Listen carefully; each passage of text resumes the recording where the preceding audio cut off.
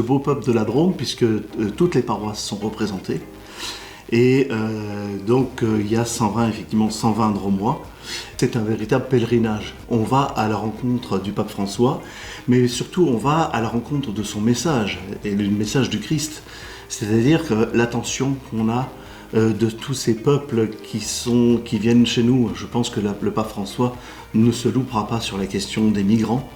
Et donc c'est clair qu'on va également avec des personnes qui connaissent ce parcours de migration et on se prépare également à la question migratoire dans notre pays. Actuellement, on migre pour des raisons économiques, des questions politiques, etc. Mais à terme, on ira vraiment en Europe aussi pour des questions climatiques. Ça, c'est vraiment important que tout ce peuple de Drôme vienne entendre le message du pape François pour encore plus prendre en considération les plus pauvres dans notre diocèse.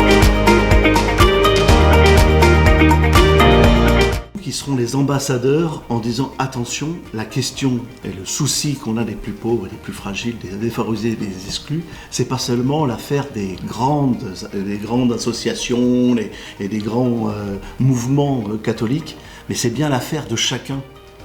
C'est pas l'affaire des 120 qui vont être là, c'est chaque baptisé, même ceux qui sont restés chez eux ou qui ont vu la messe du pape François sur KTO. Il y a une fascination quand même pour le pape François chez certains. Mais je pense que c'est pas forcément le personnage de pape François, mais plutôt son message qui est quand même assez original et qui nous fait vivre vraiment l'évangile au cœur. Et il nous demande, attention, et vous, qu'est-ce que vous faites ? Qu'est-ce que vous faites à votre frère ? Là où vous êtes planté, qu'est-ce que vous faites ?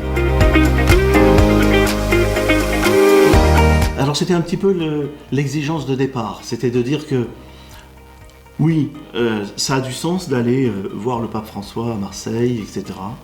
Mais vu le message qui est véhiculé par le pape François, je ne pouvais pas imaginer un pèlerinage sans des gens qui ont connu une vie précaire ou qui ont se senti exclus. Donc, et en donnant la priorité, c'est-à-dire qu'on a bloqué 10 places pour des personnes en précarité. Voilà.